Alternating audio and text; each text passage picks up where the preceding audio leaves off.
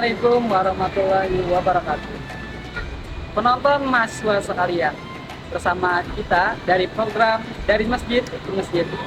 Kali ini saya sedang berada di Masjid Hasanuddin Majidi, tepatnya di Bundaran Kayu Tangi. Masjid ini didirikan pada tahun 1985 dan rampung pada tahun 1986. Seperti yang kita lihat, masjid ini sangat megah. Masjid ini direnovasi total pada tahun 2013. Kemudian masjid ini diberi nama dengan nama pahlawan Ampera, yaitu Hasanuddin Majidi. Hasanuddin Majidi adalah seorang mahasiswa Universitas Kampung Mangkurat. Beliau wafat tertembak pada tahun 1966 pada demo Pitura. Pada hari ini Jumat 15 Desember tahun 2023 akan dilaksanakan sholat Jumat berjamaah. Untuk khotib pada hari ini yaitu Ustadz Haji Arif Maulana LC. Kita simak liputannya. Terima kasih.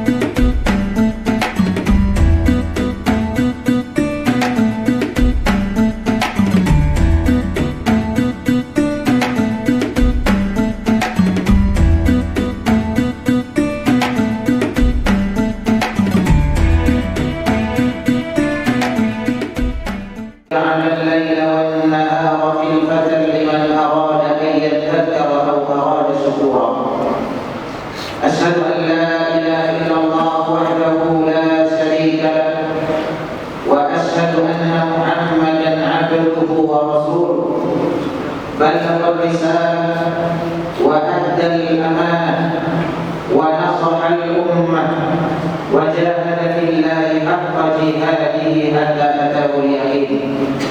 قال الله عز وجل في كتابه الكريم: يا أيها الذين آمنوا اتقوا الله حق تقاته ولا تموتن إلا وأنتم مسلمون. فإن أصدق الحديث كتاب الله وخير الهدي هدي محمد صلى الله عليه وسلم وشر الأمور محدثاتها فإن كل محدثة في الدين بدعة وكل بدعة ضلالة وكل ضلالة في النار. أما بعد. Jamaah sidang Jumat rahimani wa rahimakumullah. Tak bosan-bosannya mari senantiasa kita panjatkan puja dan puji syukur kita kehadirat Allah Subhanahu wa taala. Meskipun diri kita penuh dengan dosa, meskipun diri kita sering mengecewakan Allah Subhanahu wa taala dengan melanggar perintah beserta larangannya, Meskipun kita sering meremehkan dan cuek terhadap perintah-perintah Allah Subhanahu wa taala, namun sampai detik ini Allah Subhanahu wa taala masih memberikan kebutuhan-kebutuhan kita, masih memberikan kepada kita nikmat dan karunia-Nya. Allah Subhanahu wa taala berfirman, "Wa in ta'uddu ni'matallahi la tuhsuha." Seandainya kalian ingin menghitung nikmat Allah, silakan, tetapi kalian tidak akan mampu untuk membilangkannya.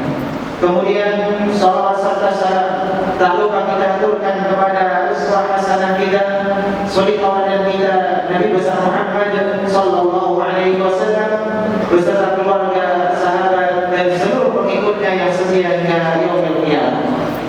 Jemaah sidang Jumat rahimani wa rahimakumullah. Pada suatu hari menantu Rasulullah sallallahu alaihi wasallam, salah seorang sahabat bertanya kepada beliau, "Wahai Uthman, ketika disebutkan tentang surga dan neraka, Anda tidak meneteskan air mata. Mengapa? Setiap kali Anda disebutkan di hadapan Anda tentang alam kubur, setiap kali Anda melewati area kuburan, seringkali Anda meneteskan air mata." Maka Uthman bin Affan mengeluarkan nasihat yang pantas dicatat dengan tinta emas, nasihat untuk kita semua. Uthman bin Affan mengatakan, sesungguhnya alam kuburan ini, alam barzakh ini adalah terminal pertama bagi setiap manusia sebelum semuanya digiring kepada mahsyar, sebelum semuanya dikumpulkan oleh Allah Subhanahu wa taala di pada mahsyar. Maka barang siapa yang selamat di alam tersebut, yang selamat di alam barzakh, fama ba'dahu aisar, maka yang setelahnya akan lebih mudah. Wa illam yanjuminhu, akan tetapi sebaliknya, jika dia tidak mampu untuk selamat dari alam barzakh, maka setelahnya lebih asyad, lebih dahsyat daripada alam kubur. Kemudian Uthman bin Affan mengatakan, "Ma ra'aitu man dhalam illa wal qabru afdalu minhu." Aku tidak pernah melihat satu pemandangan yang lebih mengerikan, yang lebih dahsyat daripada azab kubur. Jamaah yang dirahmati Allah Subhanahu wa taala. Pada suatu hari Rasulullah sallallahu alaihi wasallam pernah bermimpi. Di dalam mimpi beliau, Rasulullah sallallahu alaihi wasallam dibawa oleh dua malaikat dan diperlihatkan di hadapan Nabi sallallahu alaihi wasallam berbagai bentuk macam adab serta pelaku dosanya. Di antaranya, jangan dirahmati Allah Subhanahu wa taala, Rasulullah sallallahu alaihi wasallam diperlihatkan ada seseorang yang badannya diperlintangkan, kemudian kepalanya dihancurkan dengan batu. Kemudian Rasulullah sallallahu alaihi wasallam ditanya, "Siapakah dia?" Rasulullah sallallahu alaihi wasallam menjawab, "Dia adalah orang yang mempelajari Al-Qur'an tetapi tidak mengamalkannya." Termasuk di dalamnya, dia adalah orang Islam yang tidak mau mengamalkan Islamnya. Dia adalah seorang santri yang tidak mengamalkan ilmunya. Dia adalah orang yang sering hadir taklim dan kajian tetapi tidak mengamalkan ilmunya.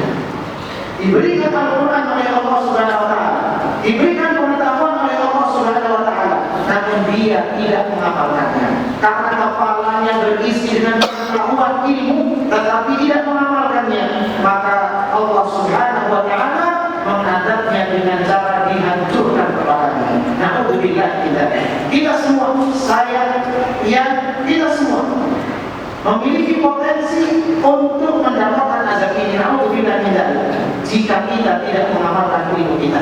Bagi orang Islam, maju, dia harus maju, dia harus mengamalkan ilmunya, tidak boleh mundur.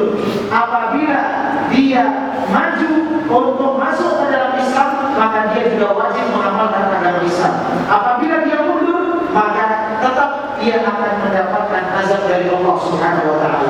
Maju atau mundur semuanya berisiko, tetapi yang terpenting jangan dirahmati Allah Subhanahu wa taala, orang yang masuk ke dalam Islam, baik Islam Islamnya, maka Allah Subhanahu wa taala akan menyelamatkan dari azab kubur. Kemudian yang kedua, jangan dirahmati Allah Subhanahu wa taala. Rasulullah SAW diperlihatkan ada seseorang yang mulutnya disobek sampai tengkuknya. Dari mulut sampai tengkuk disobek. Kemudian Rasulullah SAW menjelaskan siapakah dia.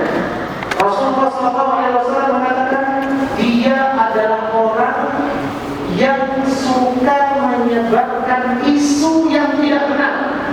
Dia adalah orang yang suka menyebarkan hoax, sesuatu yang tidak sesuai dengan realita. Di dalam sebuah perkataan dikatakan dzikrun nasi da'un wa dzikrullahi dawa'un. Mengingat-ingat manusia, menyebut-nyebut manusia adalah penyakit. Menyebut-nyebut Allah, mengingat Allah Subhanahu wa taala adalah obat.